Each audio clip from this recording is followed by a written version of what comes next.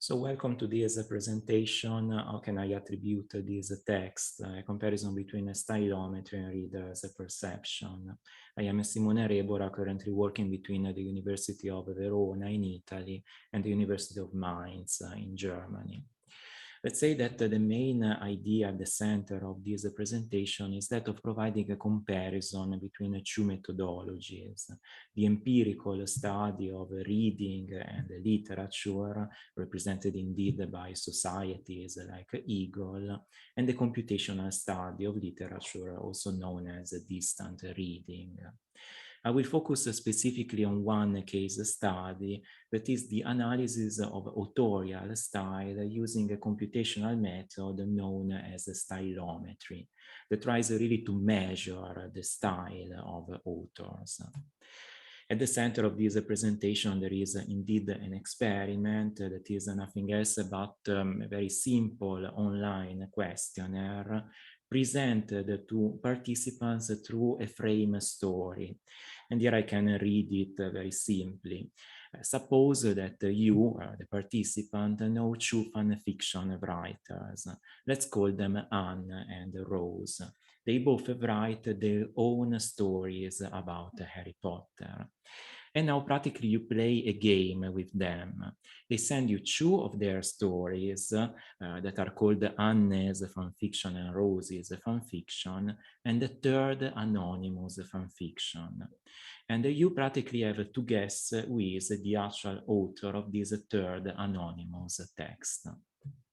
Here is an overview of these three fan fictions. Let's say that I have chosen them because they are not too long. They can be read quite rapidly.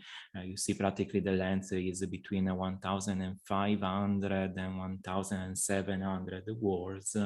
And they all deal in one way or the other with family issues, with Harry Potter in different stages of his life, having to deal with issues related to family. The experiment was very simple in itself. People had to read these three different stories. They had to answer three control questions just to simply verify that they actually read the stories. And then they had to vote for Anne or Rose as the author of the anonymous fanfiction. There was also the possibility to leave a free comment to motivate the choice of Anne or Rose. Let's say that the ratio of the experiment is that of trying to use the perceptions of readers to better understand the working logic of stylometry. Because this is really an open question in computational research, in the research dedicated to stylometry. And a lot of articles and studies have been dedicated to this, like this fundamental study by Mike Kestemont from black magic to theory, trying to understand better how stylometry works. But this study, the study by myself, tried to distinguish itself by combining the more theoretical and computational approaches with empirical approaches in the study of the perceptions of readers. And really, the idea was that of trying through this experiment to emulate what happens in stylometry. Because generally in stylometry, you work through different phases. First of all, you train an algorithm on texts of known authorship. In our case, we had to read Anne and Rose's fan fictions. And practically this training builds formal, abstract models of the style of different authors.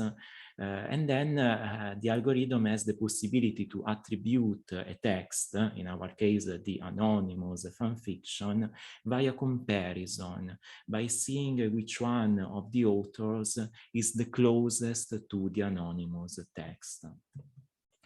Here, indeed, I will be a spoiler immediately in showing you the answer to the main question.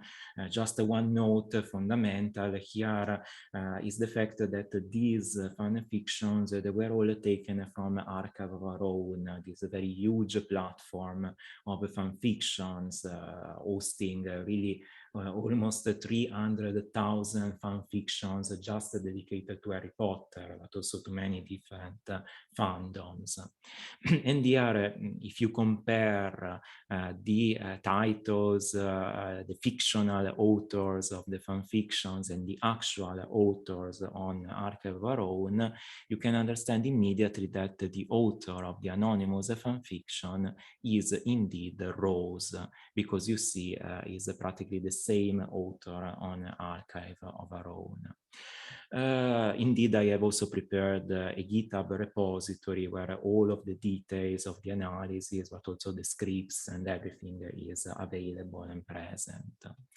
At the end of this experiment, I collected a total of 162 answers. The experiment was repeated 5 times in 5 different rounds, you see, between April 2020 and April 2021. And I have different participants with different levels of education, 2 rounds with bachelor's students, 2 rounds with master's students, but also 1 round with PhD students and young researchers. At the end, I had to exclude 20 answers because some people made at least 1 mistake in the control questions, but I had a total of 142 valid answers, valid participants. Notice also that more than half of the participants left a comment. So even if they were not requested, even if this was not obligatory, a lot, more than half of the participants felt the need to motivate their choice. Here are the final results of the experiment. And let's say that the most important part is here on the upper left side of the table, because as you can see, practically a bit more than 60% of the participants gave the correct answer. They recognized that Rose is the author of the anonymous fanfiction. But still, almost 40%, still a consistent part of the participants gave the wrong answer, recognizing Anne as the author of the text. The rest of the table, let me tell you immediately, was quite a disappointment in general for me, because I was trying to look at patterns. For example, trying to look if the level of education, so bachelor, master, or PhD, or the fact that the people left a comment was changing the results.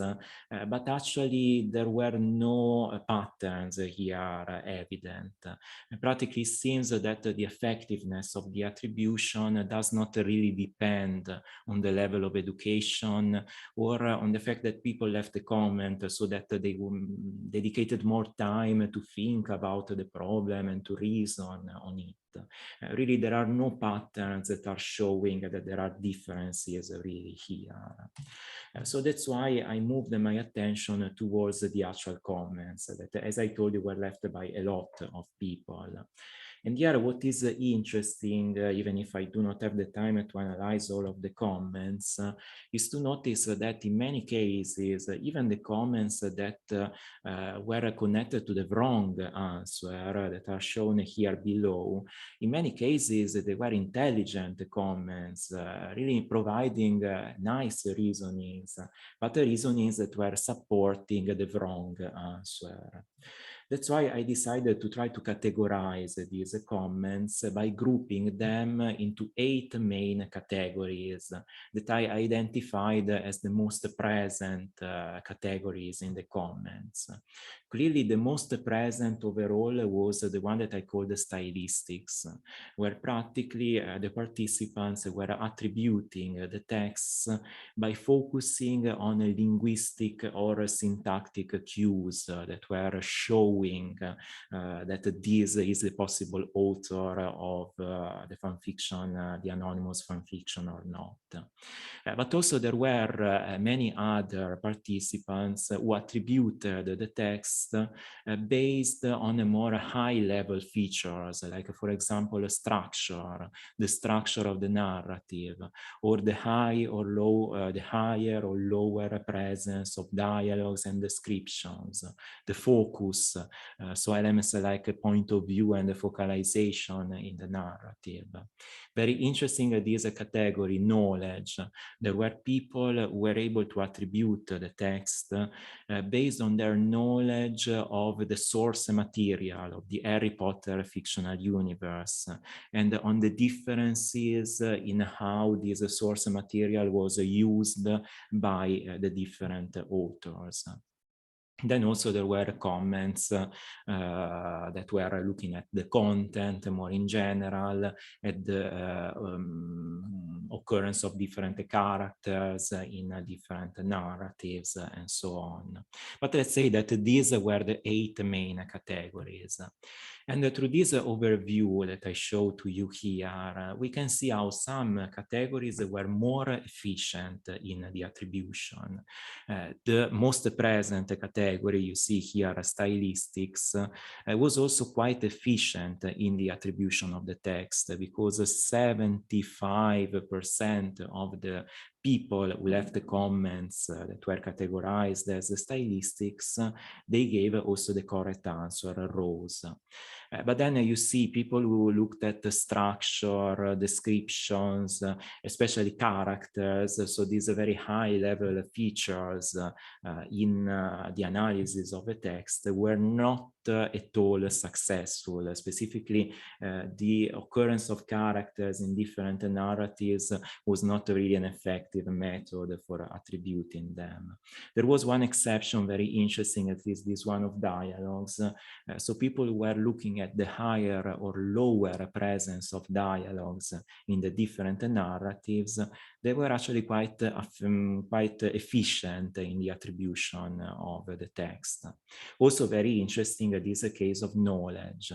All of the people who used the knowledge to attribute the text, they were effective in recognizing Rose as the correct author. But also notice that these were just a few participants, just a few people were able to use this approach to attribute the text. And well, what I tried to do was comparing these results with what happens with stylometry. And I have to tell you that the stylometry was even much more efficient in the attribution of the text of the anonymous fan fiction, because it recognized it as written by Rose with almost 90% of accuracy. How did I get to this number? I have to explain very briefly. And to explain this, I have to tell you the working logic of delta distance, that is the most frequently used method for stylometry. Where delta distance works by selecting a group of texts and extracting from these texts the most frequent words, the words that are appearing there, and mixing them together in what is called a bag of words, so that in the end you are able to build a list of these most frequent words. And generally what you see in the first positions are words like these ones that are conjunctions, articles, the so-called function words. But well, if you keep this list of most frequent words as a reference point and you go back to the texts that generated this list, you have the possibility to measure the frequency of each one of these words in each one of these texts. So for example, the word the is present 5.1% of the cases in David Copperfield, 4.1% in Ulysses, and is present 3.2% in David Copperfield, 3.3% in Ulysses, and so on. By doing this, you practically represent each one of the texts through a series of numbers. And then having the texts represented by series of numbers, you can apply a formula to calculate a distance between these texts. Let's say that in very basic terms, the two features that can be modified when applying delta distance, when applying stylometric methods, are these ones. The length of the list of most frequent words. So if I want to consider 5, 10, or 100 most frequent words, this is our X. Or the y here is the formula that is actually used to calculate the distances. And well, Stylo, the most widely used package to run stylometric analysis, provides 11 distance measures, while our three fanfiction texts, they provide 1,200 word types. So by combining these two features, you can obtain almost 13,000 different analyses. And well, I can tell you that in almost 90% of the cases, in 90% of these analyses, Rose is always the author, the text that is the closest to the anonymous fanfiction. And notice also that this percentage, it increases to 100% when considering just the very most frequent words. So for example, excluding affixes. Here I have also tried to explain to a visualization how the efficiency of stylometry works. It's a quite complex visualization, but I will dedicate a bit of time to explain it. First of all, you see it that it is divided into three parts. One part for Rosie's fanfiction, one part for Anne's fanfiction, and another for the anonymous fanfiction. All of these gray bars that you see here represent nothing else but the frequency for each one of the three texts of the 10 most frequent words overall. You can see them here, the, e, to, and, etc.